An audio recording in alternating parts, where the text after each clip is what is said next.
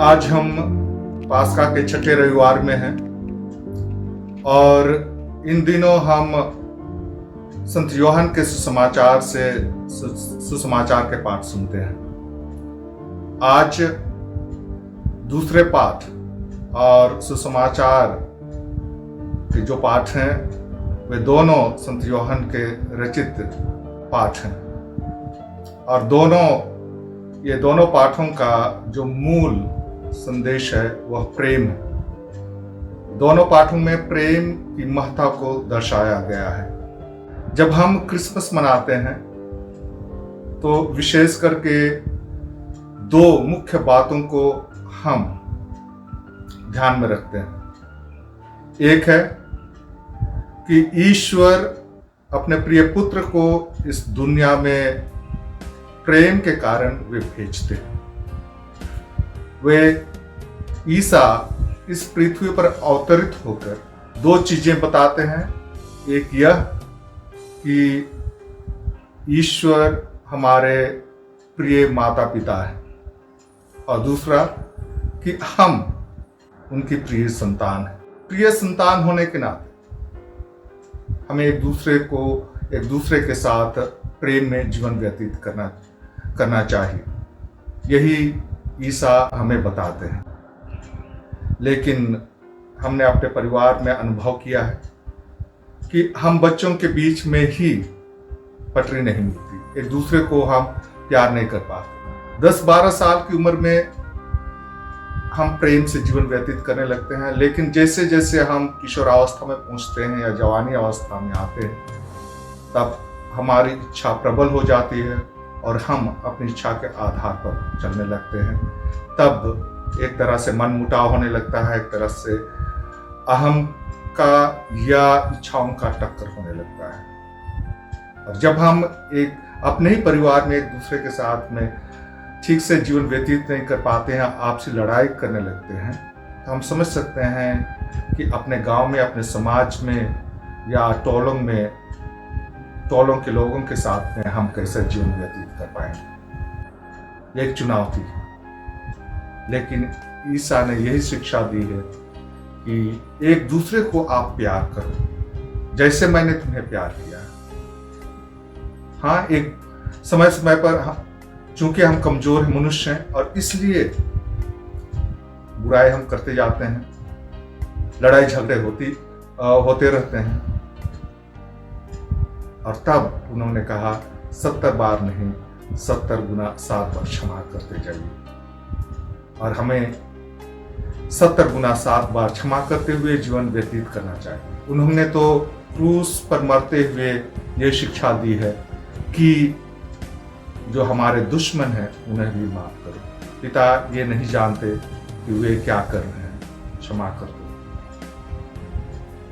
प्रेम की महत्ता इसी में है। हम मनुष्यों का दो पक्ष होता है, दो आयाम होता है। एक भौतिक पक्ष है और एक आध्यात्मिक पक्ष है। जब हम भौतिक पक्ष को ज्यादा ध्यान देते हैं और आध्यात्मिक पक्ष को हम कम ध्यान देते हैं तब हमें अधूरा सा लगता है। क्योंकि आध्यात्मिक जो जरूरतें हैं, जो बुनियादी जरूरतें हैं, उसे हम नजरअंदाज कर जाते हैं और भौतिक जो जरूरतें हैं, बुनियादी जरूरतें हैं, कपड़ा, मकान और उससे ना जाने क्या क्या चीजें, तब हमको लगता है कि वह एक क्षणिक खुशी होती है या संतोष होता है। आध्यात्मिक मनुष्य की जो जरूरत है, जो आत्मा की जो जरूरत है, वो है प्रेम।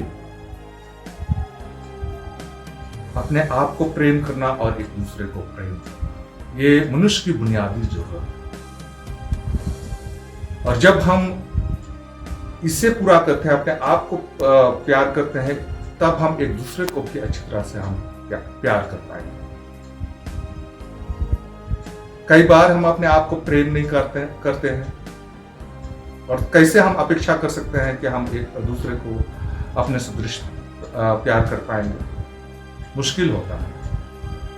और इसलिए आज के मानवीय जीवन में यही त्रासदी है कि जो भौतिक आवश्यकता है उसको हम ज़्यादा महत्व दे रहे हैं, और जो आध्यात्मिक आवश्यकता है, जो आत्मा की बुनियादी जरूरत है, उसे हम कम महत्व देते हैं, और इसीलिए अधूरापन महसूस होना यह स्वाभाविक है। हम आज चीजों, वस्तुओं और ना जाने कई भौतिक चीजों पर अपनी प्रसन्नता, अपना संतोष ढूंढते हैं। हमें लगता है कि मेरे पास कार हो, बंगलो हो, हमारे पास ये सामान हो, वो सामान हो, तो मुझे खुशी मिल जाए, हमें शांति मिल जाए। लेकिन ये क्षणिक होती है। ये दुनियादारी जो शांति या संतोष होता है, ये लंबे समय पर नहीं होता है। जैसे हमारे पड़ोस के लोगों के पास में हमसे बेहतर मकान आ जाता है या कार आ जाती है, तब हमारा संतोष गायब हो जाता है और हम भाग की दौड़ में लग जाते हैं कि उससे कहीं बेहतर हमारे पास कार हो, बंगलो हो या साज सामान।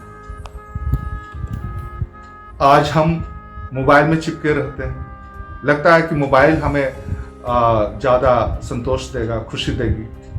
कभी कभी अपनी परवाह नहीं करते हैं, अपने बच्चों की परवाह नहीं करते हैं, और मोबाइल से हम चिपके रहते हैं। ये सब केवल क्षणिक है।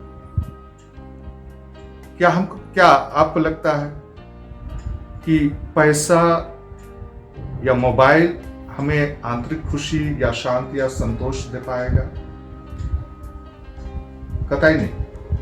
और इसलिए चूंकि पैसा या मोबाइल या वस्तुएं, ये भौतिक चीजें हमारी आत्मा से संबंधित जो भी बुनियादी जरूरत है, उसकी जब हम पूर्ति करते हैं, तब हमें अलौकिक आनंद का महसूस होता है। अलौकिक आनंद हम महसूस करने लगते हैं।